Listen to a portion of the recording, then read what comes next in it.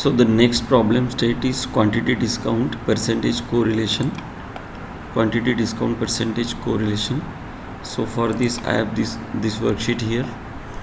So quantity ordered is here, and then discount percentage I am putting it here.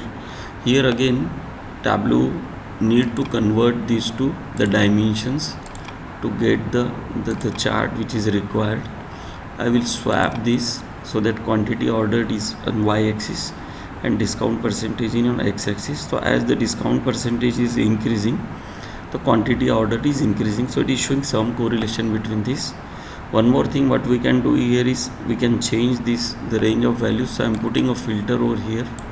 So this dialog box will be populated where it shows a range of values, at least, at most, and so on. So if I put it at least 5%, apply this and say OK, and put this here. So now it is showing me 5% onwards, that as the discount percentage is increasing, the quantity order is increasing. So this is how you can change some parameters to get the results in a logical sense. So the next problem statement is percentage of revenue per region. So this is region and revenue.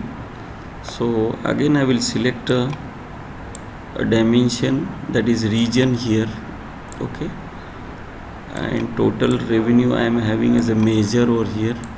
So I am getting a bar chart. So here, as I need in percentage, that I can do in bar chart even, but let us go for the pie chart, and here you can make it little more bigger so that it is clear, and then say sum of the total I can put it here. And if I need the percentage, again select the sum total variable, okay, and then in quick table calculation, this option you have to select quick table calculation, and here you have the percentage of total. So now here you are getting that is 17.6, 26.93, and so on. So that is how you can apply the